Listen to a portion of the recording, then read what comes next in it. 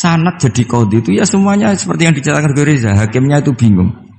Karena memutuskan ini tanah milik siapa, harta karun. Dulu kamu kira Nabi Sulaiman itu serius ya enggak, beliau itu relax. Tapi kalau punya keputusan itu jitu, ada dua perempuan. Ya sebut saja dalam tafsir-tafsir misalnya Soghirah sama Gabiroh. Sama punya anak kecil ya, karena masih keluarga anaknya itu mirip. Kemudian anak yang satu itu dimakan serigala. Hilang. Dimakan serigala, terus lapor ke Nabi Dawud. Karena yang meyakinkan itu yang satu, diputuskan ini milik kamu, misalnya milik yang adiknya. Ketika keluar dari situ, ketemu Nabi Sulaiman. Kalau saya hakimnya, maka keputusannya tidak seperti itu. Nabi Sulaiman pas itu umurnya 13 tahun. Akhirnya dipanggil sama Nabi Dawud. Ya sudah, putuskan kamu. Nabi Sulaiman ngambil pedang atau pisau, ya sudah tak bagi dua. Nanti separuhan katanya. Jadi Nabi Sulaiman itu ya suka humor. Masa anak mau dibagi dua nanti separuhan. Terus yang histeris nangis itu yang besar, yang mbaknya. Yang kecil tenang-tenang saja. Akhirnya sama Nabi Sulaiman diputuskan dikasihkan yang nangis histeris. Ditanya sama yang kecil, kenapa kamu putuskan milik mbak saya? Ora ono wong anak apa dipotong kok tenang-tenang wae. Jadi kelihatannya rileks, tapi dari basis ilmu yang luar biasa. Kalau kamu betul merasa sebagai itu anak kamu, pasti kamu histeris. Akhirnya dikasihkan yang besar. Jadi tidak semua nabi itu kalau memutuskan serius, Nabi Sulaiman itu rileks. Ya tapi tentu tidak kayak Gus Rizal, lebih benar gitu kan. Nabi itu lebih benar. Suatu saat ada lagi perempuan cantik itu diperkosa 4 tokoh. Jangan teruskan tokoh agama, nanti sensitif. Tokoh gitu saja. Memang tokoh ini, orang terpandang. Setelah hamil, si 4 orang tersangka ini bilang bahwa yang menghamil itu anjing. Karena zaman itu zaman yang mungkin diktatorial ya. Ya sudah diam gitu saja. Singkat cerita, dilaporkan ke Nabi Dawud. Bahwa ada peristiwa gini-gini, terduga adalah anjing. Nabi Dawud ya tenang saja, enggak ngerespon. Karena biasa ala wali kan tukang husnudzon. Nabi Dawud itu gayanya Nabi, gaya ala wali. Jadi gampang husnudzon. Kalau Nabi Sulaiman enggak. Jadi sistem reskrim itu harus matur nuwun sama Nabi Sulaiman. Orang 4 ini dipanggil. Manggilnya satu-satu. Kamu tahu kalau itu yang merkosa anjing? Ya, tahu saya. Anjingnya warnanya apa? Hitam. Sudah kamu keluar. Keluar tidak dipertemukan sama yang 3. Yang satu dipanggil lagi. Yang merkosa apa? Anjing. Warnanya apa? Merah. Dipisah lagi. Sampai akhirnya 4 orang itu jawabnya warnanya beda-beda. Mungkin ada kebiasaan, mungkin ada yang bilang pink, tapi nggak ada anjing pink. Akhirnya setelah semua dipertemukan bareng-bareng. Kamu tadi bilang apa? Hitam. Kamu tadi bilang apa? Merah. Kamu tadi bilang apa? Berarti padahal kamu semua bersaksi bersama bahwa orang itu Pratita tadi diperkosaan anjing. Tapi ternyata warnanya anjing beda.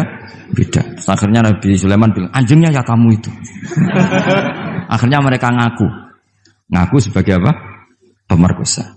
Makanya dalam masalah Nabi Dawud dan Nabi Sulaiman itu Allah luar biasa mensifatinya. Nabi Dawud punya keramat, punya mukjizat. Kalau beliau baca tasbih, itu gunung dan burung-burung ikut baca apa? Tasbih.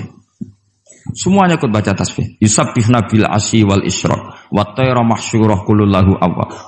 Tapi orang tuh kalau suka wiridan biasanya intelijensinya itu agak gimana gitu. Enggak usah diterangkan nanti sensitif. Akhirnya Allah ngakui, fafahamnaha Sulaiman wa kullan ataina hukmau wa ilmu. Jadi kalau masalah ilmu detail itu fafahamnaha Sulaiman. Kecerdasan untuk bikin keputusan itu masih cerdas Nabi Sulaiman. Tapi kalau wiridannya itu bagus Nabi Dawud. Jadi makanya orang ini nggak sempurna ya. Ada yang suka wiridan, ada. Makanya saat tadi itu kaget Gus Im bilang ketua pondoknya di Istighori Gus Riza itu saya tenane gitu. Maksudnya itu saking adabnya muji masnya apa gimana saya itu sampai sekarang nggak paham itu. Tapi yang jelas yang diangkat tadi jangan GR kalau itu hasil istikharah. Karena saya tidak bisa yakin itu. Ya tidak bisa memaksa husnudzon. Nanti kalau di ruang dalam mau tanya istikharah betul apa enggak. Tapi yang jelas tadi Nah, kita ini alhamdulillah guru-guru kita itu wiridane yo jalan dan alhamdulillah santri-santri itu kalau kiainya wiridan ya bubar separuh itu bagus. Saya bukan mengajarkan tapi itu bagus. Kata di jagungan sama Gus Iim, pantangannya ahlul ilmi adalah tidak boleh melakukan ijabu malam yajib, mewajibkan sesuatu yang tidak wajib. Saya itu mondok sarang tuh lama sekali. Itu Mbah Mun yang imami, itu yang bubar ya separuh lebih. Mbah Mun ya senyum-senyum saja. Ketika ada kiai tanya, "Mbah, kok boten jenengan boten wajib no wiridan?" Ora oleh ijabu malam yajib, mewajibkan sesuatu yang tidak wajib. Nah, santri-santri tahu kalau itu tidak wajib. Wah, hilang. Oh iya, pimpinannya. Jadi konstitusinya ahlul ilm itu beda. Takhrimu malam yakhrum itu ya kriminal, ijabu malam yajib juga kriminal. Bahkan di Habib Abdullah bin Husain bin Thohir itu dikategorikan dosa besar. Makanya pondok-pondok ilm itu enggak berani wajibkan santrinya wiridan karena takut ijabu malam yajib. Akhirnya keterusan, bersolat langsung ngopi, bualenin. Kadang rokok orang dipatahin, bersolat salam langsung. Eling rokok ya. Jadi kita ini sengawur-ngawur kita karena sebagai ahlul ilm itu masih benar. Ngawur saja benar, apalagi pas benar. Karena memang sanad ya, saya ulang lagi. Sanad ahlul ilmi itu beda, khas. Sehingga kadang orang-orang yang di luaran sana, jangan bilang kubu sebelah, pokoknya di luaran sana, nanti jadi sensitif. Saya itu pernah ditanya satu pertanyaan sangat ekstrim. Ini karena ada paman saya, nanti tak mintakan jawab. Itu sangat sensitif. Yaitu orang-orang kota pernah tanya saya, "Pak Bahak, kenapa ada hadis mangqala la ilaha illallah dakhalal jannah wa in zana wa in sarqa?" Itu kan ekstrim. Kok kayak Islam itu membolehkan zina? Karena yang pernah zina pun asal melafadzkan la ilaha illallah pasti dakhalal jannah. Saya kebetulan pas itu ya kok pas pinter Gus Riza. Jadi ya bisa jawab. Terus saya bilang gini, justru saya bilang hadis itu menunjukkan satu kaidah ilmiah yang luar biasa, yaitu kebenaran yang absolut itu tidak boleh terganggu oleh perilaku sosial. Misalnya saya ditanya 1 tambah 1, pasti tak jawab 2. Lonte ya jawab 2, maling ya jawab 2, koruptor ya jawab 2. Karena kebenaran absolut itu tidak boleh diganggu oleh status sosial. Sehingga orang yang pernah zina pun melafadzkan 1 tambah 1 2 ya sah. Yang ketua wali juga sah, wali biasa ya sah, setengah wali juga sah. Karena kebenaran absolut adalah kebenaran yang siapapun pasti mengatakan demikian. Yang ketangkap KPK ya bilang 1 tambah 1 2, KPK-nya bilang 1 tambah 1. Nah, eksistensi bahwa Allah sebagai Tuhan itu eksistensi yang absolut. Sehingga harus sah meskipun dikatakan orang yang pernah zina. Akhirnya saking keramatnya Gus, terus nganggep pulau guru nih. Terus ngaji sama saya. Sampai sekarang. Nah, saya berharap produk-produk Al-Makhrusiyah itu sampai seperti itu. Jadi ada saat di mana kita maknani wa in zina ini bukan urusan melegalkan zina atau menganggap biasa zina, enggak. Tentu zina itu sangat buruk. Innahu kana fahisyah wa sa'a sabila, buruk sekali. Tapi ada konteks di mana absolutisme kebenaran itu tidak bersyarat apapun. Sehingga orang yang kafir puluhan tahun, mungkin ratusan tahun, ketika melafadzkan la ilaha illallah berarti sudah sah menjadi muslim. Karena kalimat ini adalah kalimat yang orang kafir dengan kalimat itu menjadi muslim. Sebab itu kita pasti menolak faham takfiri, faham yang mudah mengkafirkan orang lain. Karena logikanya gampang. Wong kalimat ini yang kafir saja menjadi muslim, lagi sing tukang wiridan la ilaha illallah malah dianggap kafir. Iku tahu mikir, tahu ora kan kira-kira seperti itu. Jadi ya sekali-kali saya serius ben pamane bangga ponakane alim.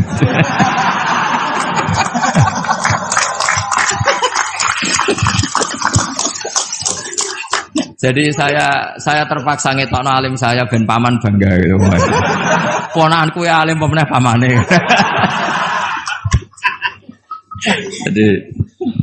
Jadi ini rileks ya. Jadi saya mohon sekali pemahaman hadis itu harus komprehensif, harus utuh. Sehingga zaman itu bukan sekedar kita. Abu Dzar itu sahabat yang khusyuk itu ya protes. Yang benar ya Rasulullah, masa wa in zana wa in saraq. Diulang lagi. Yang benar ya Rasulullah. Sampai Nabi mengatakan 3 kali. Lama-lama Nabi sampai agak keras nadanya. Ngendikan ala rohmi anfi Abi Dzarrin. Oh dasar wong grumbung kandhani ra ngandel gitu. Karena Abu Dzar itu orang khusyuk. Beliau tidak siap kalau orang yang pernah salah seperti itu kemudian tetap dakhalal jannah atau sah melafadzkan la ilaha illallah. Tapi dengan penjelasan ilmiah yang saya utarakan tadi, itu memang ini bukan masalah pelegalan zina atau nganggap zina biasa enggak, tapi masalah absolutisme kebenaran itu akan diakui oleh siapapun dan pihak manapun dan akan sah dari siapapun. Sehingga orang yang kafaratula umrih, dia kafir tula umrih, 80 tahun dia kafir. Kemudian pas mau mati melafadzkan la ilaha illallah Muhammadur Rasulullah, tetap sebagai berstatus mukmin. Qul lil ladzina kafaru iyantahu yughfar lahum ma qad salaf. Katakan kepada orang kafir sekali dia menghentikan kekafirannya dengan talaffuz di kalimat syahadah, maka otomatis menjadi muslim. Nah soal nanti masuk surga ya bisa kapan-kapan kan? Allah tidak bilang harus sekarang kan? Ya nunggu kita duluan kira-kira gitu. Nak bejo itu. Tapi saya berkali-kali ngaji sudah orang Islam tuh yang senang. Kita ini sudah dikasih kunci surga, miftahul jannah la ilaha illallah. Kamu harusnya nggak bisa masuk neraka. Kamu nggak pegang kuncinya kok kamu mau masuk itu gimana? Tapi ada teman saya bilang, neraka ora ono pintune Gus langsung mah. Lah kalau kamu pikiran gitu semoga ke situ saya bilang gitu. Jadi makanya kamu yang pede saja. Umumnya orang itu kunci itu rahasia. Ini sudah dikasih tahu sama Kanjeng Nabi, yaitu miftahul jannah la ilaha illallah. Sudah punya kuncinya. Alamatnya juga sudah jelas. Alamatnya itu ya sakho. Karena kalau as-sakhiyu qaribun minallah, qaribun minal jannah. Kalau sampean kepengin tahu alamat neraka, ya bakhil tadi.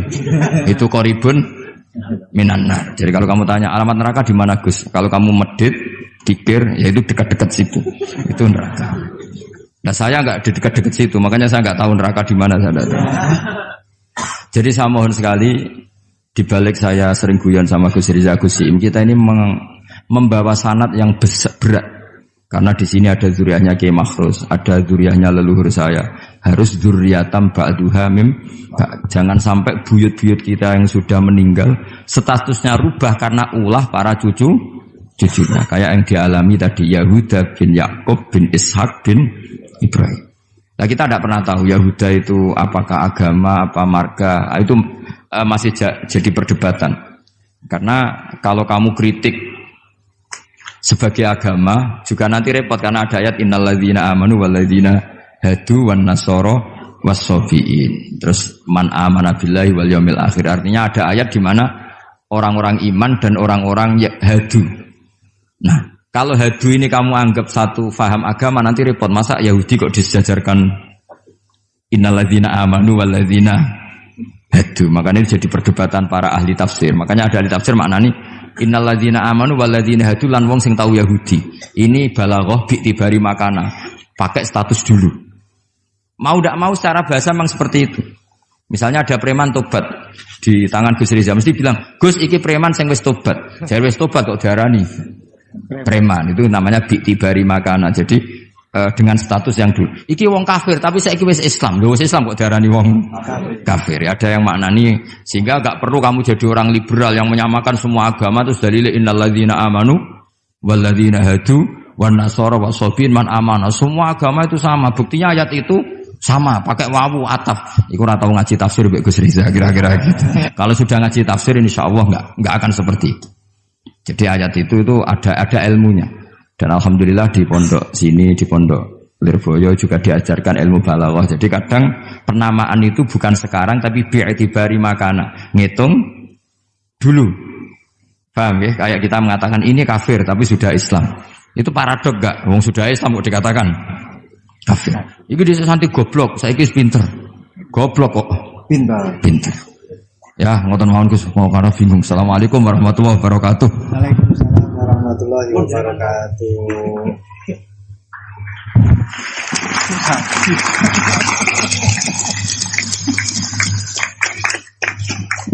Matur suwun Dateng ponakan kawula ingkang kawula mulyakaken. Saya disuruh meneruskan oleh beliau. Saya nanti kalau meneruskan apa yang didawuhkan oleh beliau, khawatir terbukti apa yang beliau dawuhkan. Ketok ponakane pinter apa meneh pamane itu. Dan saya ikut kaidah beliau harus tawadhu. Jadi saya sebaiknya ya seperti tadi yang saya sampaikan, aku mundur alon-alon. Ada yang menarik dari beliau itu tadi terusan daripada ayat yang beliau sampaikan, walakin kana hanifan muslimau wa ma kana minal musyrikin. Ini yang kemudian menjadi jalan tengah antara perdebatan di antara apakah Ibrahim itu Yahudi ataupun Nasrani. Jawabannya adalah hanifan muslimau wa ma kana minal musyrikin. Ikut pada jalan yang lurus. Maka dari itu tadi pun juga beliau sudah memberikan arahan kepada kita, ikut pada jalan yang lurus, jalan yang telah diarahkan, yang telah diberikan oleh para sesepuh kita. Jadi sebenarnya ayat-ayat yang telah beliau sampaikan dan juga penafsirannya itu tadi sudah cukup. Kalian kalau mau mencari sesuatu, jawabannya itu ada di dalam Al-Quran semuanya. Dulu itu ada satu kisah yang disampaikan oleh Dr. Ali Toharoyan di dalam satu kitab tafsir Ayatul Ahkam yang beliau karang. Dr. Ali Toharoyan ini adalah salah satu guru besar di Al-Azhar. Beliau mengisahkan ada seorang yang fanatik sekali dengan Al-Quran. Itu memang sudah menjadi keharusan kita, fanatik terhadap Al-Quran. Tapi ini fanatiknya luar biasa. Seorang pembuat roti, beliau fanatiknya kepada Al-Quran ini luar biasa. Setiap kali ditanya oleh orang, apakah Al-Quran ini menerangkan tentang bagaimana caranya kita memasak? Ada jawabannya di dalam Al-Quran. Apakah di dalam Al-Quran itu ada caranya kita main sepak bola? Ada jawabannya, semua di dalam Al-Quran. Ma faratna fil kitabi min syai'. Fassalnahu tafsila. Semuanya sudah dijelaskan oleh Allah. Allah di dalam Al-Quran menjelaskan semuanya secara rinci malahan. Suatu ketika orang ini ditanya oleh salah satu tamunya, Anda yang fanatik terhadap Al-Quran? Iya, saya fanatik dan kita wajib fanatik terhadap Al-Quran. Sekarang saya ingin tahu jawabannya. Dari satu pertanyaan, apakah Al-Quran itu menjelaskan bagaimana caranya membuat roti? Anda kan sebagai pembuat roti, Anda sebagai tukang roti. Saya ingin ayatnya apa di dalam Al-Quran, bagaimana caranya membuat roti. Si tukang roti ini secara refleks langsung menjawab, ada. Ayatnya apa? Fas'alu ahla dzikri in kuntum la ta'lamun. Kalau tidak tahu, tanyalah kepada yang tahu. Jadi kalian kalau tidak tahu, tanyalah kepada Gus Baha. Itu yang wajib menjawab pun juga sebenarnya Gus Baha. Wal afu minkum. Assalamualaikum warahmatullahi wabarakatuh. Sanad jadi qadhi itu ya semuanya seperti yang diceritakan Gus Reza. Hakimnya itu bingung. Karena memutuskan ini tanah milik siapa, harta karun. Dulu kamu kira Nabi Sulaiman itu serius, ya enggak, beliau itu rileks. Tapi kalau punya keputusan itu jitu. Ada dua perempuan, ya sebut saja dalam tafsir-tafsir misalnya Soghirah sama Gabiroh, sama punya anak kecil ya, karena masih keluarga anaknya itu mirip. Kemudian anak yang satu itu dimakan serigala, hilang, dimakan serigala, terus lapor ke Nabi Dawud. Karena yang meyakinkan itu yang satu, diputuskan ini milik kamu, misalnya milik yang adiknya. Ketika keluar dari situ, ketemu Nabi Sulaiman. Kalau saya hakimnya, maka keputusannya tidak seperti itu. Nabi Sulaiman pas itu umurnya 13 tahun. Akhirnya dipanggil sama Nabi Dawud. Ya sudah, putuskan kamu. Nabi Sulaiman ngambil pedang atau pisau, ya sudah tak bagi dua. Nanti separuhan katanya. Jadi Nabi Sulaiman itu ya suka humor. Masa anak mau dibagi dua nanti separuhan. Terus yang histeris nangis itu yang besar, yang mbaknya. Yang kecil tenang-tenang saja. Akhirnya sama Nabi Sulaiman diputuskan dikasihkan yang nangis histeris. Ditanya sama yang kecil, kenapa kamu putuskan milik mbak saya? Ora ono wong anak apa dipotong kok tenang-tenang wae. Jadi kelihatannya rileks, tapi dari basis ilmu yang luar biasa. Kalau kamu betul merasa sebagai itu anak kamu, pasti kamu histeris. Akhirnya dikasihkan yang besar. Jadi tidak semua nabi itu kalau memutuskan serius, Nabi Sulaiman itu rileks. Ya tapi tentu tidak kayak Gus Rizal, lebih benar gitu kan. Nabi itu lebih benar. Suatu saat ada lagi perempuan cantik itu diperkosa 4 tokoh. Jangan teruskan tokoh agama, nanti sensitif. Tokoh gitu saja. Memang tokoh ini orang terpandang. Setelah hamil, si 4 orang tersangka ini bilang bahwa yang menghamil itu anjing. Karena zaman itu zaman yang mungkin diktatorial ya. Ya sudah diam gitu saja. Singkat cerita dilaporkan ke Nabi Dawud bahwa ada peristiwa gini-gini terduga adalah anjing. Nabi Dawud ya tenang saja, nggak ngerespon. Karena biasa ala wali kan tukang husnudzon. Nabi Dawud itu gayanya Nabi, gaya ala wali, jadi gampang husnudzon. Kalau Nabi Sulaiman enggak. Jadi sistem reskrim itu harus matur nuwun sama Nabi Sulaiman. Orang 4 ini dipanggil. Manggilnya satu-satu. Kamu tahu kalau itu yang merkosa anjing? Ya, tahu saya. Anjingnya warnanya apa? Hitam. Sudah, kamu keluar. Keluar tidak dipertemukan sama yang 3. Yang 1 dipanggil lagi. Yang merkosa apa? Anjing. Warnanya apa? Merah. Dipisah lagi. Sampai akhirnya 4 orang itu jawabnya warnanya beda-beda. Mungkin ada kebiasaan, mungkin ada yang bilang pink, tapi nggak ada anjing pink.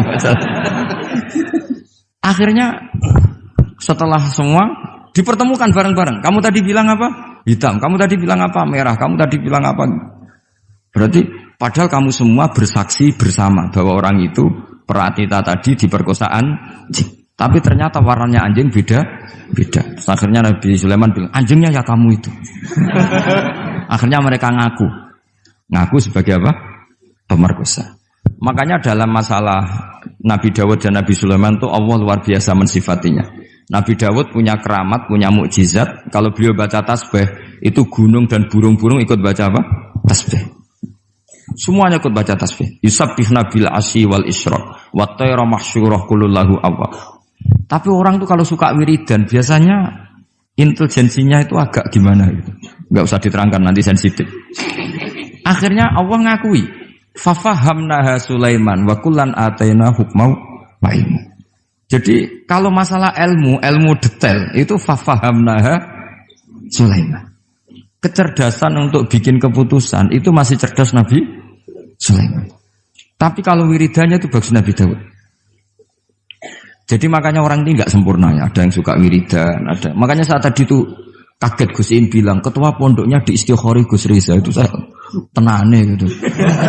Maksudnya itu saking adabnya muji masnya apa gimana saya itu sampai sekarang nggak paham itu. Tapi yang jelas yang diangkat tadi jangan GR kalau itu hasil istikharah. Karena saya tidak bisa yakin itu. Ya tidak bisa memaksa husnudzon. Nanti kalau di ruang dalam mau tanya istikharah betul apa enggak. Tapi yang jelas tadi. Nah, kita ini alhamdulillah guru-guru kita itu wiridannya ya jalan.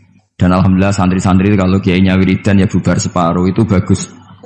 Saya bukan mengajarkan tapi itu bagus. Kata di jagungan sama Gus Im, pantangannya ahlul ilmi adalah tidak boleh melakukan ijabu malam yajib, mewajibkan sesuatu yang tidak wajib. Saya itu mondok sarang tuh lama sekali.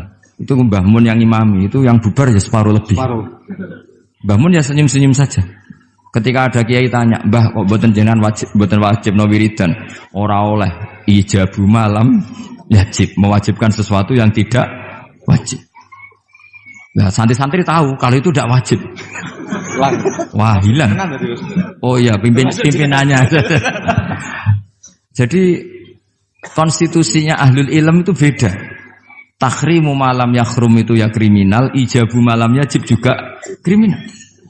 Bahkan di Habib Abdullah bin Husain bin Thohir itu dikategorikan dosa besar. Makanya pondok-pondok ilm itu enggak berani wajibkan santrinya wiridan karena takut ijabu malam yajib. Akhirnya keterusan, bersolat langsung ngopi, bualenin. Kadang rokok orang dipateni, bersolat salam langsung. Eling rokok ya. Jadi kita ini sengawur-ngawur kita karena sebagai ahlul ilm itu masih bener. Ngawur saja bener, apalagi pas bener. Karena memang sanad ya, saya ulang lagi. Sanad ahlul ilmi itu beda, khas. Sehingga kadang orang-orang yang di luaran sana, jangan bilang kubu sebelah, pokoknya di luaran sana, nanti jadi sensitif. Saya itu pernah ditanya satu pertanyaan sangat ekstrim. Ini karena ada paman saya, nanti tak mintakan jawab. Itu sangat sensitif. Yaitu orang-orang kota pernah tanya saya, Pak Bahak, kenapa ada hadis mangqala la ilaha illallah dakhalal jannah wa in zana wa in sarqa. Itu kan ekstrim. Kok kayak Islam itu membolehkan zina? Karena yang pernah zina pun asal melafadzkan la ilaha illallah pasti dakhalal jannah. Saya kebetulan pas itu ya kok pas pinter Gus Riza. Jadi ya bisa jawab. Terus saya bilang gini, justru saya bilang hadis itu menunjukkan satu kaidah ilmiah yang luar biasa, yaitu kebenaran yang absolut itu tidak boleh terganggu oleh perilaku sosial. Misalnya saya ditanya 1 tambah 1, pasti tak jawab 2. Lonte ya jawab 2, maling ya jawab 2, koruptor ya jawab 2. Karena kebenaran absolut itu tidak boleh diganggu oleh status sosial. Sehingga orang yang pernah zina pun melafatkan 1 tambah 1 2 ya sah. Yang ketua wali juga sah, wali biasa ya sah, setengah wali juga sah. Karena kebenaran absolut adalah kebenaran yang siapapun pasti mengatakan demikian. Yang ketangkap KPK ya bilang 1 tambah 1 2, KPK-nya bilang 1 tambah 1. Nah, eksistensi bahwa Allah sebagai Tuhan itu eksistensi yang absolut. Sehingga harus sah meskipun dikatakan orang yang pernah zina. Akhirnya saking keramatnya Gus, terus nganggep pulau guru nih. Terus ngaji sama saya. Sampai sekarang. Nah, saya berharap produk-produk Al-Makhrusiyah itu sampai seperti itu. Jadi ada saat di mana kita maknani wa in zina ini bukan urusan melegalkan zina atau menganggap biasa zina, enggak. Tentu zina itu sangat buruk. Innahu kana fahisyah wa sa'a sabila, buruk sekali. Tapi ada konteks di mana absolutisme kebenaran itu tidak bersyarat apapun. Sehingga orang yang kafir puluhan tahun, mungkin ratusan tahun, ketika melafadzkan la ilaha illallah berarti sudah sah menjadi muslim. Karena kalimat ini adalah kalimat yang orang kafir dengan kalimat itu menjadi muslim. Sebab itu kita pasti menolak faham takfiri, faham yang mudah mengkafirkan orang lain. Karena logikanya gampang. Wong kalimat ini yang kafir saja menjadi muslim, lagi sing tukang wiridan la ilaha illallah malah dianggap kafir. Iku tahu mikir, tahu ora kan kira-kira seperti itu. Jadi ya sekali-kali saya serius ben pamane bangga ponakane alim.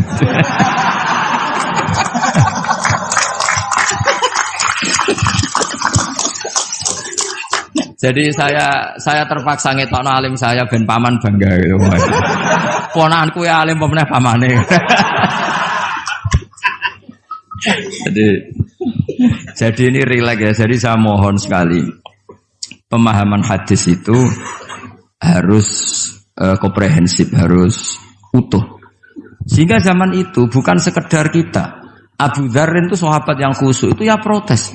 Yang benar ya Rasulullah, masa wa in zana wa in saraq. Diulang lagi.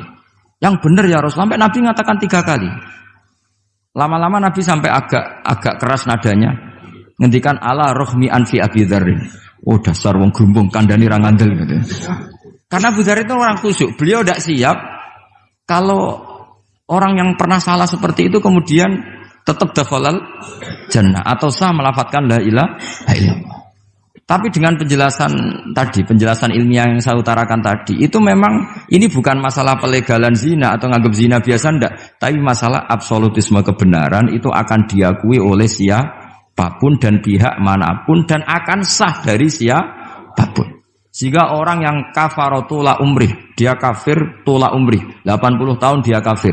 Kemudian pas mau mati melafadzkan la ilaha illallah Muhammadur Rasulullah, tetap sebagai berstatus mukmin. Qul lil ladzina kafaru iyantahu yughfar lahum ma qad salaf. Katakan kepada orang kafir sekali dia menghentikan kekafirannya, dengan talaffuz di kalimat syahadah maka otomatis menjadi muslim.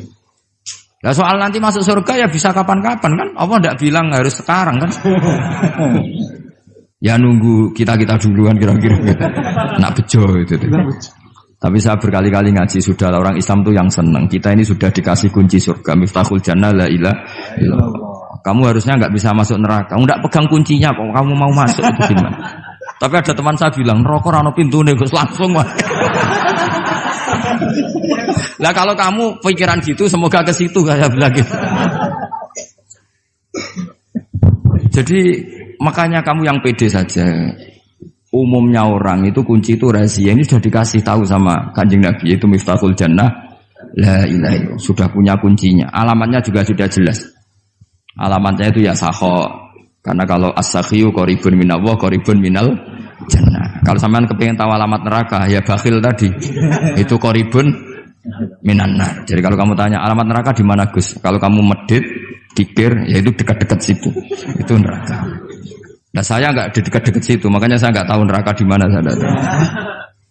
Jadi saya mohon sekali, dibalik saya sering guyon sama Gus Riza Gusim, kita ini membawa sanad yang berat, karena di sini ada zuriatnya Kiai Makhrus, ada zuriatnya leluhur saya, harus zuriatam ba'duha mim. Jangan sampai buyut-buyut kita yang sudah meninggal statusnya rubah karena ulah para cucunya, kayak yang dialami tadi Yahuda bin Yakub bin Ishak bin Ibrahim. Nah kita tidak pernah tahu Yahuda itu apakah agama, apa marga, itu masih jadi perdebatan. Karena kalau kamu kritik sebagai agama juga nanti repot karena ada ayat innalladzina amanu walladzina hadu wan nasara wassabiin. Terus man amana billahi wal yaumil akhir. Artinya ada ayat di mana orang-orang iman dan orang-orang hadu. Nah, kalau hadu ini kamu anggap satu faham agama nanti repot. Masa Yahudi kok disejajarkan innalladzina amanu walladzina hadu. Makanya ini jadi perdebatan para ahli tafsir. Makanya ada ahli tafsir maknanya innalladzina amanu walladzina hadu lan wong sing tahu Yahudi. Ini balaghah bi'tibari makana. Pakai status dulu. Mau tidak mau secara bahasa memang seperti itu. Misalnya ada preman tobat di tangan Gus Riza mesti bilang, "Gus iki preman sing wis tobat." Jare wis tobat kok diarani preman, itu namanya bi'tibari makana. Jadi dengan status yang dulu. Iki wong kafir tapi saiki wis Islam. Lho wis Islam kok diarani wong kafir. Ya, ada yang maknani sehingga enggak perlu kamu jadi orang liberal yang menyamakan semua agama terus dalil innalladzina amanu walladzina hadu wan nasara wasabiin man amana. Semua agama itu sama. Buktinya ayat itu sama, pakai wawu ataf. Iku ora tau ngaji tafsir Mbak Gus Riza kira-kira gitu. Kalau sudah ngaji tafsir insyaallah enggak akan seperti itu. Jadi ayat itu ada ilmunya. Dan alhamdulillah di pondok sini, di pondok Lirboyo juga diajarkan ilmu balaghah. Jadi kadang penamaan itu bukan sekarang tapi bi'tibari makana. Ngitung dulu. Paham ya? Kayak kita mengatakan ini kafir tapi sudah Islam. Itu paradok enggak? Wong sudah Islam kok dikatakan kafir. Iki dhisik santi goblok, saiki wis pinter. Goblok kok pinter. Ya, ngoten mawon Gus, mau karena bingung. Assalamualaikum warahmatullahi wabarakatuh. Waalaikumsalam warahmatullahi wabarakatuh.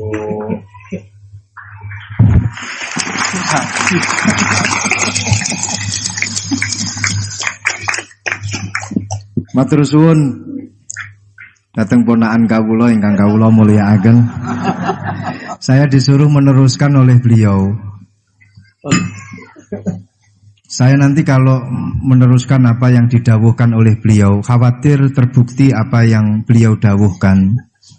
Ketok ponakane pinter apa meneh pamane itu. Dan saya ikut kaidah beliau harus tawadhu. Jadi saya sebaiknya ya seperti tadi yang saya sampaikan, aku mundur alon-alon.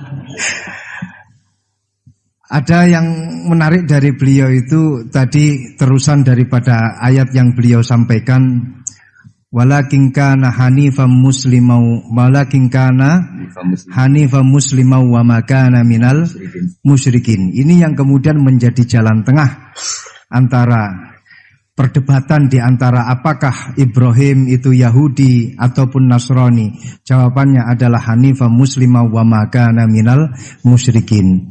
Ikut pada jalan yang lurus. Maka dari itu tadi pun juga beliau sudah memberikan arahan kepada kita, ikut pada jalan yang lurus, jalan yang telah diarahkan, yang telah diberikan oleh para sesepuh kita. Jadi sebenarnya ayat-ayat yang telah beliau sampaikan dan juga penafsirannya itu tadi sudah cukup. Kalian kalau mau mencari sesuatu, jawabannya itu ada di dalam Al-Quran semuanya.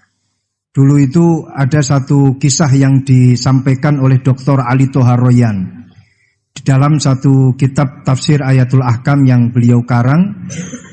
Dr. Ali Toharoyan ini adalah salah satu guru besar di Al-Azhar. Beliau mengisahkan ada seorang yang fanatik sekali dengan Al-Quran. Itu memang sudah menjadi keharusan kita, fanatik terhadap Al-Quran. Tapi ini fanatiknya luar biasa.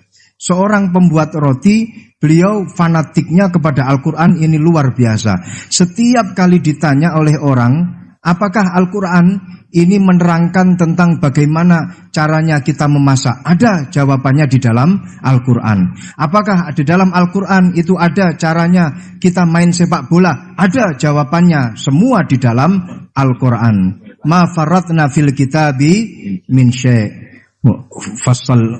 Fassalnahu tafsila. Semuanya sudah dijelaskan oleh Allah. Allah di dalam Al-Quran menjelaskan semuanya secara rinci malahan. Suatu ketika orang ini ditanya oleh salah satu tamunya, Anda yang fanatik terhadap Al-Quran? Iya, saya fanatik dan kita wajib fanatik terhadap Al-Quran. Sekarang saya ingin tahu jawabannya. Dari satu pertanyaan, apakah Al-Quran itu menjelaskan bagaimana caranya membuat roti? Anda kan sebagai pembuat roti, Anda sebagai tukang roti. Saya ingin ayatnya apa di dalam Al-Quran, bagaimana caranya membuat roti. Si tukang roti ini secara refleks langsung menjawab, ada. Ayatnya apa? Fas'alu ahla dzikri in kuntum la ta'lamun. Kalau tidak tahu, tanyalah kepada yang tahu. Jadi kalian kalau tidak tahu, tanyalah kepada Gus Baha. Itu yang wajib menjawab pun juga sebenarnya Gus Baha. Wal afu minkum. Assalamualaikum warahmatullahi wabarakatuh. Sanad jadi qadhi itu ya semuanya seperti yang diceritakan Reza. Hakimnya itu bingung. Karena memutuskan ini tanah milik siapa, harta karun. Dulu kamu kira Nabi Sulaiman itu serius, ya enggak, beliau itu rileks. Tapi kalau punya keputusan itu gitu, ada dua perempuan. Ya sebut saja dalam tafsir-tafsir misalnya Soghirah sama Gabiroh. Sama punya anak kecil, ya, karena masih keluarga anaknya itu mirip. Kemudian anak yang satu itu dimakan serigala. Hilang. Dimakan serigala, terus lapor ke Nabi Dawud. Karena yang meyakinkan itu yang satu, diputuskan ini milik kamu, misalnya milik yang adiknya. Ketika keluar dari situ, ketemu Nabi Sulaiman. Kalau saya hakimnya, maka keputusannya tidak seperti itu. Nabi Sulaiman pas itu umurnya 13 tahun. Akhirnya dipanggil sama Nabi Dawud. Ya sudah, putuskan kamu. Nabi Sulaiman ngambil pedang atau pisau. Ya sudah, tak bagi dua. Nanti separuhan katanya. Jadi Nabi Sulaiman itu ya suka humor. Masa anak mau dibagi dua nanti separuhan. Terus yang histeris nangis itu yang besar, yang mbaknya. Yang kecil tenang-tenang saja. Akhirnya sama Nabi Sulaiman diputuskan dikasihkan yang nangis histeris. Ditanya sama yang kecil, kenapa kamu putuskan milik mbak saya? Ora ono wong anak apa dipotong kok tenang-tenang wae. Jadi kelihatannya rileks, tapi dari basis ilmu yang luar biasa. Kalau kamu betul merasa sebagai itu anak kamu, pasti kamu histeris. Akhirnya dikasihkan yang besar. Jadi tidak semua nabi itu kalau memutuskan serius. Nabi Sulaiman itu rileks. Ya tapi tentu tidak kayak Gus Rizal, lebih benar gitu kan. Nabi itu lebih benar. Suatu saat ada lagi perempuan cantik itu diperkosa 4 tokoh. Jangan teruskan tokoh agama, nanti sensitif. Tokoh gitu saja. Memang tokoh ini, orang terpandang. Setelah hamil, si 4 orang tersangka ini bilang bahwa yang menghamil itu anjing. Karena zaman itu zaman yang mungkin diktatorial ya. Ya sudah, diam gitu saja. Singkat cerita, dilaporkan ke Nabi Dawud. Bahwa ada peristiwa gini-gini, terduga adalah anjing. Nabi Dawud ya tenang saja, enggak ngerespon. Karena biasalah wali itu kan tukang husnudzon. Nabi Dawud itu gayanya Nabi, gaya ala wali, jadi gampang husnudzon. Kalau Nabi Sulaiman enggak. Jadi sistem reskrim itu harus matur nuwun sama Nabi Sulaiman. Orang 4 ini dipanggil. Manggilnya satu-satu. Kamu tahu kalau itu yang merkosa anjing? Ya, tahu saya. Anjingnya warnanya apa? Hitam ya. Sudah kamu keluar. Keluar tidak dipertemukan sama yang 3. Yang 1 dipanggil lagi. Yang merkosa apa? Anjing. Warnanya apa? Merah. Dipisah lagi. Sampai akhirnya 4 orang itu jawabnya warnanya beda-beda. Mungkin ada kebiasaan, mungkin ada yang bilang pink, tapi nggak ada anjing pink. Akhirnya setelah semua dipertemukan bareng-bareng. Kamu tadi bilang apa? Hitam. Kamu tadi bilang apa? Merah. Kamu tadi bilang apa? Berarti padahal kamu semua bersaksi bersama bahwa orang itu Pratita tadi diperkosaan anjing. Tapi ternyata warnanya anjing beda. Terus akhirnya Nabi Sulaiman bilang, anjingnya ya kamu itu. Akhirnya mereka ngaku sebagai apa? Pemerkosa. Makanya dalam masalah Nabi Dawud dan Nabi Sulaiman itu Allah luar biasa mensifatinya. Nabi Dawud punya keramat, punya mukjizat. Kalau beliau baca tasbih, itu gunung dan burung-burung ikut baca apa? Tasbih. Semuanya ikut baca tasbih. Yusabbihna bil asyi wal isyraq wa tayra mahsyurah kulullahu awwab. Tapi orang tuh kalau suka wiridan biasanya intelijensinya itu agak gimana gitu. Enggak usah diterangkan nanti sensitif. Akhirnya Allah ngakui, fafahamnaha Sulaiman wa kullan ataina hukmau wa ilmu. Jadi kalau masalah ilmu detail itu fafahamnaha Sulaiman. Kecerdasan untuk bikin keputusan itu masih cerdas Nabi Sulaiman. Tapi kalau wiridannya itu bagus Nabi Dawud. Jadi makanya orang ini nggak sempurna ya. Ada yang suka wiridan, ada. Makanya saat tadi itu kaget Gus Im bilang ketua pondoknya di Istighori Gus Riza itu saya tenane gitu. Maksudnya itu saking adabnya muji masnya apa gimana saya itu sampai sekarang nggak paham itu. Tapi yang jelas yang diangkat tadi jangan GR kalau itu hasil istikharah. Karena saya tidak bisa yakin itu. Ya tidak bisa memaksa husnudzon. Nanti kalau di ruang dalam mau tanya istikharah betul apa enggak. Tapi yang jelas tadi. Nah, kita ini alhamdulillah guru-guru kita itu wiridannya ya jalan dan alhamdulillah santri-santri kalau kiainya wiridan ya bubar separuh itu bagus. Saya bukan mengajarkan tapi itu bagus. Kata di jagungan sama Gus Iim, pantangannya ahlul ilmi adalah tidak boleh melakukan ijabu malam yajib, mewajibkan sesuatu yang tidak wajib. Saya itu mondok sarang tuh lama sekali. Itu Mbah Mun yang imami, itu yang bubar ya separuh lebih. Mbah Mun ya senyum-senyum saja. Ketika ada kiai tanya, "Mbah, kok boten jenengan boten wajib no wiridan?" Ora oleh ijabu malam yajib, mewajibkan sesuatu yang tidak wajib. Nah, santri-santri tahu kalau itu tidak wajib. Wah, hilang. Oh iya, pimpinannya. Jadi konstitusinya ahlul ilm itu beda. Tahrimu malam yakhrum itu ya kriminal, ijabu malam yajib juga kriminal. Bahkan di Habib Abdullah bin Husain bin Thohir itu dikategorikan dosa besar. Makanya pondok-pondok ilm itu enggak berani wajibkan santrinya wiridan karena takut ijabu malam yajib. Akhirnya keterusan, bersolat langsung ngopi, bualenin. Kadang rokoknya orang dipatahin, bersolat salam langsung. Eling rokoknya. Jadi kita ini sengawur-ngawur kita karena sebagai ahlul ilm itu masih benar. Ngawur saja benar, apalagi pas benar. Karena memang sanad ya, saya ulang lagi. Sanad ahlul ilmi itu beda, khas. Sehingga kadang orang-orang yang di luaran sana, jangan bilang kubu sebelah, pokoknya di luaran sana, nanti jadi sensitif. Saya itu pernah ditanya satu pertanyaan sangat ekstrim. Ini karena ada paman saya nanti tak mintakan jawab. Itu sangat sensitif. Yaitu orang-orang kota pernah tanya saya, Pak Bahak, kenapa ada hadis mangqala la ilaha illallah dakhalal jannah wa in zana wa in sarqa. Itu kan ekstrim. Kok kayak Islam itu membolehkan zina? Karena yang pernah zina pun asal melafadzkan la ilaha illallah pasti dakhalal jannah. Saya kebetulan pas itu ya kok pas pinter Gus Riza. Jadi ya bisa jawab. Terus saya bilang gini, justru saya bilang Hadis itu menunjukkan satu kaidah ilmiah yang luar biasa, yaitu kebenaran yang absolut itu tidak boleh terganggu oleh perilaku sosial. Misalnya saya ditanya 1 tambah 1, pasti tak jawab 2. Lonte ya jawab 2, maling ya jawab 2, koruptor ya jawab 2. Karena kebenaran absolut itu tidak boleh diganggu oleh status sosial. Sehingga orang yang pernah zina pun melafatkan 1 tambah 1 2 ya sah. Yang ketua wali juga sah, wali biasa ya sah, setengah wali juga sah. Karena kebenaran absolut adalah kebenaran yang siapapun pasti mengatakan demikian. Yang ketangkap KPK ya bilang 1 tambah 1 2, KPK-nya bilang 1 tambah 1. Nah, eksistensi bahwa Allah sebagai Tuhan itu eksistensi yang absolut. Sehingga harus sah meskipun dikatakan orang yang pernah zina.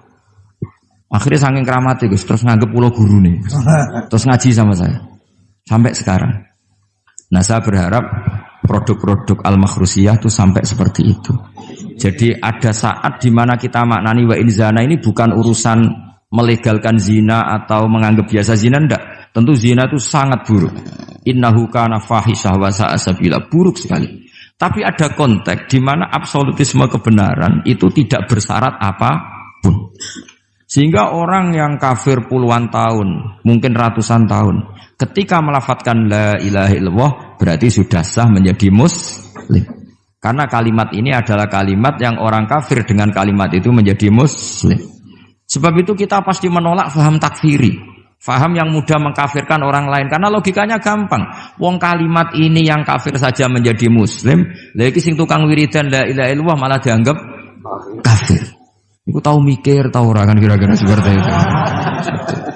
Jadi ya sekali-kali saya serius. Ben pamane bangga ponakane alim.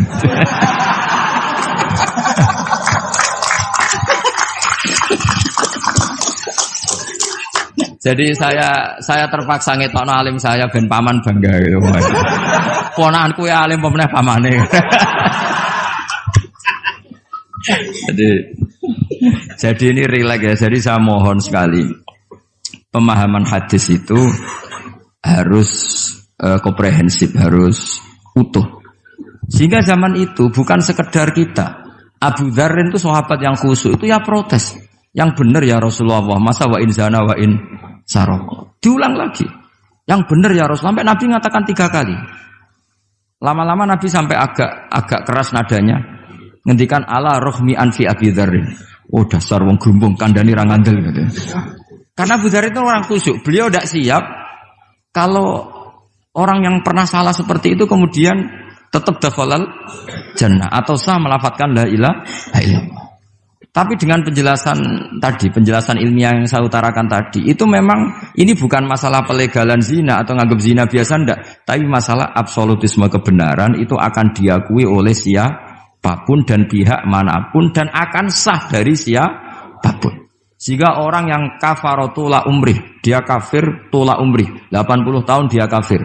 Kemudian pas mau mati melafadzkan la ilaha illallah Muhammadur Rasulullah, tetap sebagai berstatus mukmin. Qul lil ladzina kafaru iyantahu yughfar lahum ma qad salaf. Katakan kepada orang kafir sekali dia menghentikan kekafirannya dengan talaffuz di kalimat syahadah, maka otomatis menjadi muslim. Nah soal nanti masuk surga ya bisa kapan-kapan kan? Allah tidak bilang harus sekarang kan? Ya nunggu kita duluan kira-kira. Nak bejo itu. Tapi saya berkali-kali ngaji sudah orang Islam tuh yang senang. Kita ini sudah dikasih kunci surga, miftahul jannah la ilaha illallah. Kamu harusnya nggak bisa masuk neraka. Kamu nggak pegang kuncinya, kok kamu mau masuk itu gimana? Tapi ada teman saya bilang, neraka ora ono pintune Gus, langsung wae. Lah kalau kamu pikiran gitu semoga ke situ saya bilang gitu. Jadi makanya kamu yang pede saja. Umumnya orang itu kunci itu rahasia. Ini sudah dikasih tahu sama Kanjeng Nabi, yaitu miftahul jannah la ilaha illallah. Sudah punya kuncinya. Alamatnya juga sudah jelas. Alamatnya itu ya sakho. Karena kalau as-sakhiyu qaribun minallah, qaribun minal jannah. Kalau sampean kepengin tahu alamat neraka, ya bakhil tadi. Itu qaribun minannar. Jadi kalau kamu tanya alamat neraka di mana Gus? Kalau kamu medit, pikir, ya itu dekat-dekat situ. Itu neraka. Nah saya nggak di dekat-dekat situ, makanya saya nggak tahu neraka di mana saya tahu. Jadi saya mohon sekali, di balik saya sering guyon sama Gus Riza Gus Siim, kita ini membawa sanad yang berat. Karena di sini ada zuriatnya Kiai Makhrus, ada zuriatnya leluhur saya. Harus zuriatam ba'duha mim. Jangan sampai buyut-buyut kita yang sudah meninggal statusnya rubah karena ulah para cucunya. Kayak yang dialami tadi Yahuda bin Yakub bin Ishak bin Ibrahim. Nah kita tidak pernah tahu Yahuda itu apakah agama, apa marga. Itu masih jadi perdebatan. Karena kalau kamu kritik sebagai agama juga nanti repot karena ada ayat innalladzina amanu walladzina hadu wan nasara wassabiin. Terus man amana billahi wal yaumil akhir. Artinya ada ayat di mana orang-orang iman dan orang-orang hadu. Nah, kalau hadu ini kamu anggap satu faham agama nanti repot. Masa Yahudi kok disejajarkan innalladzina amanu walladzina hadu. Makanya ini jadi perdebatan para ahli tafsir. Makanya ada ahli tafsir maknani innalladzina amanu walladzina hadu lan wong sing tahu Yahudi. Ini balaghah bi'tibari makana. Pakai status dulu. Mau tidak mau secara bahasa memang seperti itu. Misalnya ada preman tobat di tangan Gus Riza mesti bilang, "Gus iki preman sing wis tobat." Jare wis tobat kok diarani preman. Itu namanya bi'tibari makana. Jadi dengan status yang dulu. Iki wong kafir tapi saiki wis Islam. Lho wis Islam kok diarani wong kafir. Ada yang maknani sehingga enggak perlu kamu jadi orang liberal yang menyamakan semua agama terus dalile innalladzina amanu walladzina hadu wan nasara wasabiin man amana. Semua agama itu sama. Buktinya ayat itu sama, pakai wawu ataf. Iku ora tau ngaji tafsir mbek Gus Riza kira-kira gitu. Kalau sudah ngaji tafsir insyaallah enggak akan seperti itu. Jadi ayat itu ada ilmunya.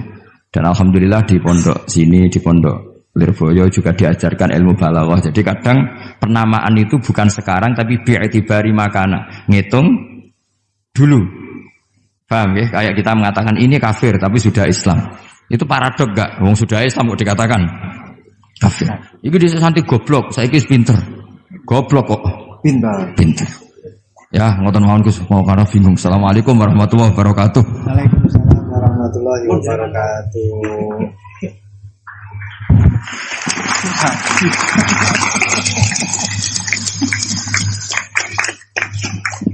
Matur suwun dateng ponakan kawula ingkang kawula mulyakaken. Saya disuruh meneruskan oleh beliau. Saya nanti kalau meneruskan apa yang didawuhkan oleh beliau, khawatir terbukti apa yang beliau dawuhkan. Ketok ponakane pinter apa meneh pamane itu. Dan saya ikut kaidah beliau harus tawadhu. Jadi saya sebaiknya ya seperti tadi yang saya sampaikan, aku mundur alon-alon. Ada yang menarik dari beliau itu tadi terusan daripada ayat yang beliau sampaikan, walakin kana hanifan muslimau wa ma kana minal musyrikin. Ini yang kemudian menjadi jalan tengah antara perdebatan di antara apakah Ibrahim itu Yahudi ataupun Nasrani. Jawabannya adalah hanifan muslimau wa ma kana minal musyrikin. Ikut pada jalan yang lurus. Maka dari itu tadi pun juga beliau sudah memberikan arahan kepada kita, ikut pada jalan yang lurus, jalan yang telah diarahkan, yang telah diberikan oleh para sesepuh kita. Jadi sebenarnya ayat-ayat yang telah beliau sampaikan dan juga penafsirannya itu tadi sudah cukup. Kalian kalau mau mencari sesuatu, jawabannya itu ada di dalam Al-Quran semuanya. Dulu itu ada satu kisah yang disampaikan oleh Dr. Ali Toharoyan. Di dalam satu kitab tafsir Ayatul Ahkam yang beliau karang, Dr. Ali Toharoyan ini adalah salah satu guru besar di Al-Azhar. Beliau mengisahkan ada seorang yang fanatik sekali dengan Al-Quran. Itu memang sudah menjadi keharusan kita, fanatik terhadap Al-Quran. Tapi ini fanatiknya luar biasa. Seorang pembuat roti, beliau fanatiknya kepada Al-Quran ini luar biasa. Setiap kali ditanya oleh orang, Apakah Al-Quran ini menerangkan tentang bagaimana caranya kita memasak? Ada jawabannya di dalam Al-Quran. Apakah di dalam Al-Quran itu ada caranya kita main sepak bola? Ada jawabannya, semua di dalam Al-Quran. Ma faratna fil kitabi min syai' fassalnahu tafsila. Semuanya sudah dijelaskan oleh Allah.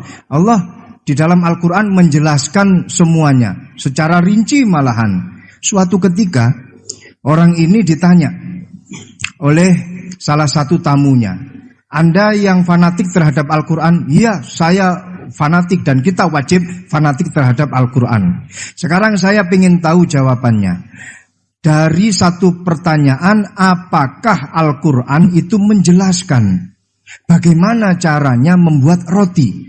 Anda kan sebagai pembuat roti, Anda sebagai tukang roti. Saya ingin ayatnya apa di dalam Al-Quran, bagaimana caranya membuat roti. Si tukang roti ini secara refleks langsung menjawab, ada. Ayatnya apa? Fas'alu ahla dzikri in kuntum la ta'lamun. Kalau tidak tahu, tanyalah kepada yang tahu. Jadi kalian kalau tidak tahu, tanyalah kepada Gus Baha. Itu yang wajib menjawab pun juga sebenarnya Gus Baha. Wal afu minkum. Assalamualaikum warahmatullahi wabarakatuh. Sanad jadi qadhi itu ya semuanya seperti yang diceritakan Reza. Hakimnya itu bingung. Karena memutuskan ini tanah milik siapa, harta karun. Dulu kamu kira Nabi Sulaiman itu serius, ya enggak, beliau itu rileks. Tapi kalau punya keputusan itu gitu, ada dua perempuan. Ya sebut saja dalam tafsir-tafsir misalnya Soghirah sama Gabiroh. Sama punya anak kecil, karena masih keluarga anaknya itu mirip. Kemudian anak yang satu itu dimakan serigala. Hilang. Dimakan serigala, terus lapor ke Nabi Dawud. Karena yang meyakinkan itu yang satu, diputuskan ini milik kamu, misalnya milik yang adiknya. Ketika keluar dari situ, ketemu Nabi Sulaiman. Kalau saya hakimnya, maka keputusannya tidak seperti itu. Nabi Sulaiman pas itu umurnya 13 tahun. Akhirnya dipanggil sama Nabi Dawud. Ya sudah, putuskan kamu. Nabi Sulaiman ngambil pedang atau pisau. Ya sudah, tak bagi dua. Nanti separuhan kata. Jadi Nabi Sulaiman itu ya suka humor. Masa anak mau dibagi dua nanti separuhan. Terus yang histeris nangis itu yang besar, yang mbaknya. Yang kecil tenang-tenang saja. Akhirnya sama Nabi Sulaiman diputuskan dikasihkan yang nangis histeris. Ditanya sama yang kecil, kenapa kamu putuskan milik mbak saya? Ora ono wong anak apa dipotong kok tenang-tenang wae. Jadi kelihatannya rileks, tapi dari basis ilmu yang luar biasa. Kalau kamu betul merasa sebagai itu anak kamu, pasti kamu histeris. Akhirnya dikasihkan yang besar. Jadi tidak semua nabi itu kalau memutuskan serius. Nabi Sulaiman itu rileks. Ya tapi tentu tidak kayak Gus Rizal, lebih benar gitu kan. Nabi itu lebih benar. Suatu saat ada lagi perempuan cantik itu diperkosa 4 tokoh. Jangan teruskan tokoh agama, nanti sensitif. Tokoh gitu saja. Memang tokoh ini orang terpandang. Setelah hamil, si 4 orang tersangka ini bilang bahwa yang menghamil itu anjing. Karena zaman itu zaman yang mungkin diktatorial ya. Ya sudah diam gitu saja. Singkat cerita, dilaporkan ke Nabi Dawud bahwa ada peristiwa gini-gini, terduga adalah anjing. Nabi Dawud ya tenang saja, enggak ngerespon. Karena biasalah wali itu kan tukang husnudzon. Nabi Dawud itu gayanya Nabi, gaya ala wali, jadi gampang husnudzon. Kalau Nabi Sulaiman enggak. Jadi sistem reskrim itu harus matur nuwun sama Nabi Sulaiman. Orang 4 ini dipanggil. Manggilnya satu-satu. Kamu tahu kalau itu yang merkosa anjing? Ya, tahu saya. Anjingnya warnanya apa? Hitam. Sudah, kamu keluar. Keluar tidak dipertemukan sama yang 3. Yang 1 dipanggil lagi. Yang merkosa apa? Anjing. Warnanya apa? Merah. Dipisah lagi. Sampai akhirnya 4 orang itu jawabnya warnanya beda-beda. Mungkin ada kebiasaan, mungkin ada yang bilang pink, tapi nggak ada anjing pink. Akhirnya setelah semua dipertemukan bareng-bareng. Kamu tadi bilang apa? Hitam. Kamu tadi bilang apa? Merah. Kamu tadi bilang apa? Berarti padahal kamu semua bersaksi bersama bahwa orang itu Pratita tadi diperkosaan. Tapi ternyata warnanya anjing beda.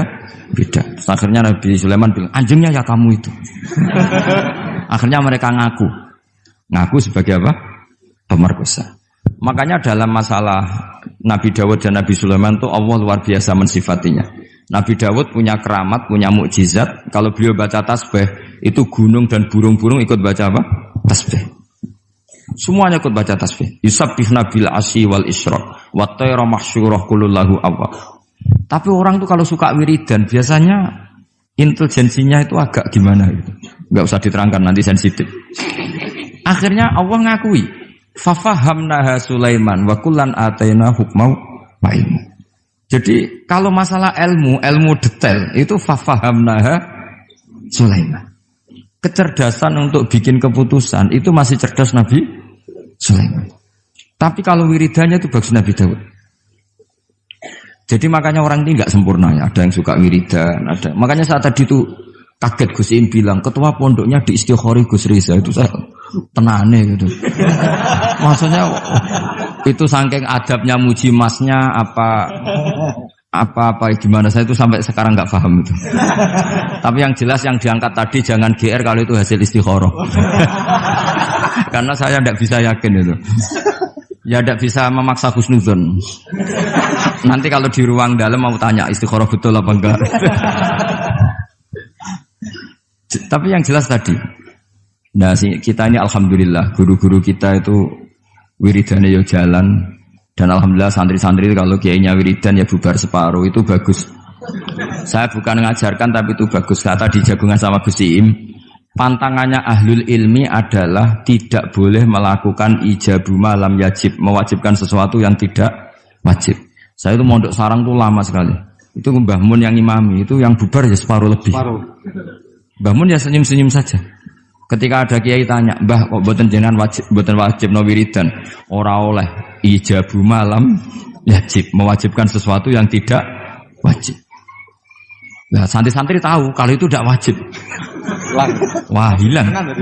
Oh iya, pimpinannya. Jadi konstitusinya ahlul ilm itu beda. Takhrimu malam yakhrum itu ya kriminal, ijabu malam yajib juga kriminal. Bahkan di Habib Abdullah bin Husain bin Thohir itu dikategorikan dosa besar. Makanya pondok-pondok ilm itu enggak berani wajibkan santrinya wiridan karena takut ijabu malam yajib. Akhirnya keterusan, bersolat langsung ngopi, bualenin. Kadang rokok orang dipateni, bersolat salam langsung. Eling rokok ya. Jadi kita ini sengawur-ngawur kita karena sebagai ahlul ilm itu masih benar. Ngawur saja benar, apalagi pas benar. Karena memang sanad ya, saya ulang lagi. Sanad ahlul ilmi itu beda, khas. Sehingga kadang orang-orang yang di luaran sana, jangan bilang kubu sebelah, pokoknya di luaran sana, nanti jadi sensitif. Saya itu pernah ditanya satu pertanyaan sangat ekstrim. Ini karena ada paman saya nanti tak mintakan jawab. Itu sangat sensitif. Yaitu orang-orang kota pernah tanya saya, Pak Bahak, kenapa ada hadis mangqala la ilaha illallah dakhalal jannah wa in zana wa in sarqa. Itu kan ekstrim. Kok kayak Islam itu membolehkan zina? Karena yang pernah zina pun asal melafatkan la ilaha illallah pasti dakhalal jannah. Saya kebetulan pas itu ya kok pas pinter Gus Riza. Jadi ya bisa jawab. Terus saya bilang gini, justru saya bilang hadis itu menunjukkan satu kaidah ilmiah yang luar biasa, yaitu kebenaran yang absolut itu tidak boleh terganggu oleh perilaku sosial. Misalnya saya ditanya 1 tambah 1, pasti tak jawab 2. Lonte ya jawab 2, maling ya jawab 2, koruptor ya jawab 2. Karena kebenaran absolut itu tidak boleh diganggu oleh status sosial. Sehingga orang yang pernah zina pun melafatkan 1 tambah 1 2 ya sah. Yang ketua wali juga sah, wali biasa ya sah, setengah wali juga sah. Karena kebenaran absolut adalah kebenaran yang siapapun pasti mengatakan demikian. Yang ketangkap KPK ya bilang 1 tambah 1 2, KPK-nya bilang 1 tambah 1. Nah, eksistensi bahwa Allah sebagai Tuhan itu eksistensi yang absolut. Sehingga harus sah meskipun dikatakan orang yang pernah zina. Akhirnya saking keramatnya Gus, terus nganggep pulau guru nih. Terus ngaji sama saya. Sampai sekarang. Nah, saya berharap produk-produk al-makhrusiyah itu sampai seperti itu. Jadi ada saat di mana kita maknani wa in zana ini bukan urusan melegalkan zina atau menganggap biasa zina, enggak. Tentu zina itu sangat buruk. Innahu kana fahisyah wa sa'a sabila, buruk sekali. Tapi ada konteks di mana absolutisme kebenaran itu tidak bersyarat apapun. Sehingga orang yang kafir puluhan tahun, mungkin ratusan tahun, ketika melafadzkan la ilaha illallah berarti sudah sah menjadi muslim. Karena kalimat ini adalah kalimat yang orang kafir dengan kalimat itu menjadi muslim. Sebab itu kita pasti menolak faham takfiri. Faham yang mudah mengkafirkan orang lain. Karena logikanya gampang. Wong kalimat ini yang kafir saja menjadi muslim. Lagi sing tukang wiridan la ilaha illallah malah dianggap kafir. Iku tahu mikir, tahu orang kan kira-kira seperti itu. Jadi ya sekali-kali saya serius. Ben pamane bangga ponakane alim.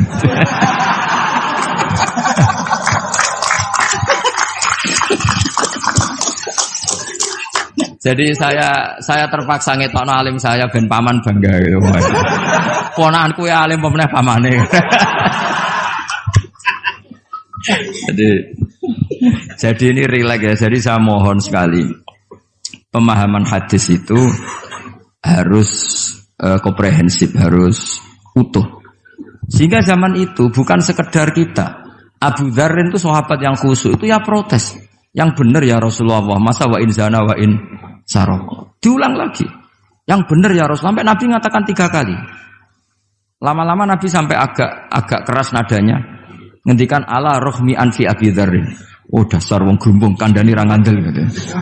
Karena Abu Dzar itu orang khusyuk. Beliau tidak siap kalau orang yang pernah salah seperti itu kemudian tetap dakhalal jannah atau sah melafadzkan la ilaha illallah. Tapi dengan penjelasan ilmiah yang saya utarakan tadi, itu memang ini bukan masalah pelegalan zina atau nganggap zina biasa, enggak. Tapi masalah absolutisme kebenaran itu akan diakui oleh siapapun dan pihak manapun dan akan sah dari siapapun. Sehingga orang yang kafaro tula umrih, dia kafir tula umrih, 80 tahun dia kafir. Kemudian pas mau mati melafadzkan la ilaha illallah Muhammadur Rasulullah, tetap sebagai berstatus mukmin. Qul lil ladzina kafaru iyantahu yughfar lahum ma qad salaf. Katakan kepada orang kafir sekali dia menghentikan kekafirannya dengan talaffuz di kalimat syahadah, maka otomatis menjadi muslim. Nah soal nanti masuk surga ya bisa kapan-kapan kan? Allah tidak bilang harus sekarang kan? Ya nunggu kita duluan kira-kira. Nak bejo itu. Tapi saya berkali-kali ngaji sudah orang Islam tuh yang senang. Kita ini sudah dikasih kunci surga, miftahul jannah la ilaha illallah. Kamu harusnya nggak bisa masuk neraka. Kamu nggak pegang kuncinya, kok kamu mau masuk itu gimana? Tapi ada teman saya bilang, neraka ora ono pintune Gus, langsung wae. Lah kalau kamu pikiran gitu semoga ke situ saya bilang gitu. Jadi makanya kamu yang pede saja. Umumnya orang itu kunci itu rahasia. Ini sudah dikasih tahu sama Kanjeng Nabi, yaitu miftahul jannah la ilaha illallah. Sudah punya kuncinya. Alamatnya juga sudah jelas. Alamatnya itu ya sakho. Karena kalau as-sakhiyu qaribun minallah, qaribun minal jannah. Kalau sampean kepengin tahu alamat neraka, ya bakhil tadi. Itu qaribun minannar. Jadi kalau kamu tanya alamat neraka di mana Gus? Kalau kamu medit, pikir, ya itu dekat-dekat situ. Itu neraka. Nah saya nggak di dekat-dekat situ, makanya saya nggak tahu neraka di mana. Jadi saya mohon sekali, dibalik saya sering guyon sama Gus Riza Gus Siim, kita ini membawa sanad yang berat. Karena di sini ada zuriatnya Kiai Makhrus, ada zuriatnya leluhur saya. Harus zuriatam ba'duha mim. Jangan sampai buyut-buyut kita yang sudah meninggal statusnya rubah karena ulah para cucunya. Kayak yang dialami tadi Yahuda bin Yakub bin Ishak bin Ibrahim. Nah kita tidak pernah tahu Yahuda itu apakah agama, apa marga. Itu masih jadi perdebatan. Karena kalau kamu kritik sebagai agama juga nanti repot karena ada ayat innalladzina amanu walladzina hadu wan nasara wassabiin. Terus man amana billahi wal yaumil akhir. Artinya ada ayat di mana orang-orang iman dan orang-orang hadu. Nah, kalau hadu ini kamu anggap satu faham agama nanti repot. Masa Yahudi kok disejajarkan innalladzina amanu walladzina hadu. Makanya ini jadi perdebatan para ahli tafsir. Makanya ada ahli tafsir maknanya Innalladzina amanu walladzina hadu lan wong sing tau Yahudi. Ini balaghah bi tibari makana. Pakai status dulu. Mau tidak mau secara bahasa memang seperti itu.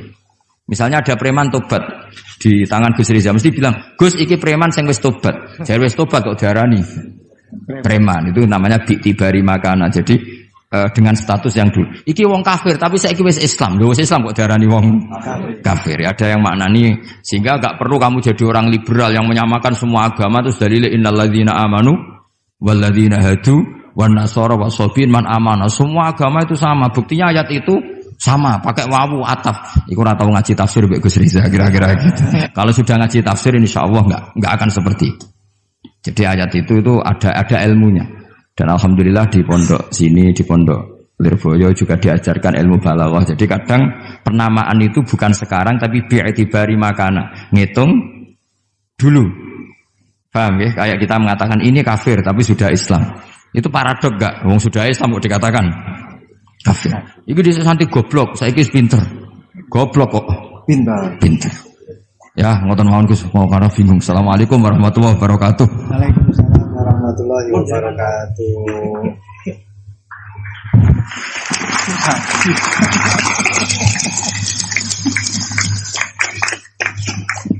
Matur suwun dateng ponakan kawula ingkang kawula mulyakaken. Saya disuruh meneruskan oleh beliau. Saya nanti kalau meneruskan apa yang didawuhkan oleh beliau, khawatir terbukti apa yang beliau dawuhkan. Ketok ponakane pinter apa meneh pamane itu. Dan saya ikut kaidah beliau harus tawadhu. Jadi saya sebaiknya ya seperti tadi yang saya sampaikan, aku mundur alon-alon. Ada yang menarik dari beliau itu tadi terusan daripada ayat yang beliau sampaikan, walakin kana hanifan muslimau wa ma kana minal musyrikin. Ini yang kemudian menjadi jalan tengah antara perdebatan di antara apakah Ibrahim itu Yahudi ataupun Nasrani. Jawabannya adalah hanifan muslimau wa ma kana minal musyrikin. Ikut pada jalan yang lurus.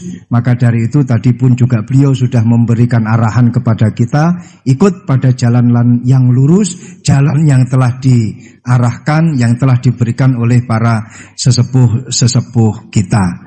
Jadi sebenarnya ayat-ayat yang telah beliau sampaikan dan juga penafsirannya itu tadi sudah cukup. Kalian kalau mau mencari sesuatu, jawabannya itu ada di dalam Al-Quran semuanya. Dulu itu ada satu kisah yang disampaikan oleh Dr. Ali Toharoyan. Di dalam satu kitab tafsir Ayatul Ahkam yang beliau karang, Dr. Ali Toharoyan ini adalah salah satu guru besar di Al-Azhar. Beliau mengisahkan ada seorang yang fanatik sekali dengan Al-Quran.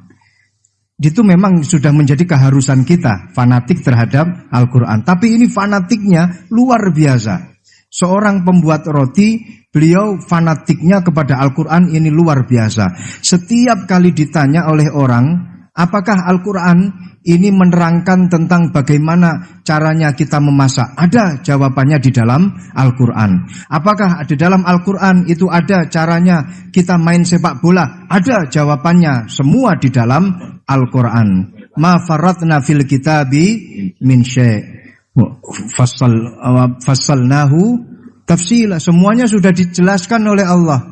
Allah di dalam Al-Quran menjelaskan semuanya secara rinci malahan. Suatu ketika orang ini ditanya oleh salah satu tamunya, Anda yang fanatik terhadap Al-Quran? Iya, saya fanatik dan kita wajib fanatik terhadap Al-Quran. Sekarang saya ingin tahu jawabannya. Dari satu pertanyaan, apakah Al-Quran itu menjelaskan bagaimana caranya membuat roti? Anda kan sebagai pembuat roti, Anda sebagai tukang roti. Saya ingin ayatnya apa di dalam Al-Quran, bagaimana caranya membuat roti. Si tukang roti ini secara refleks langsung menjawab, ada. Ayatnya apa? Fas'alu ahla dzikri in kuntum la ta'lamun. Kalau tidak tahu, tanyalah kepada yang tahu. Jadi kalian kalau tidak tahu, tanyalah kepada Gus Baha. Itu yang wajib menjawab pun juga sebenarnya Gus Baha. Wal afu minkum. Assalamualaikum warahmatullahi wabarakatuh. Sana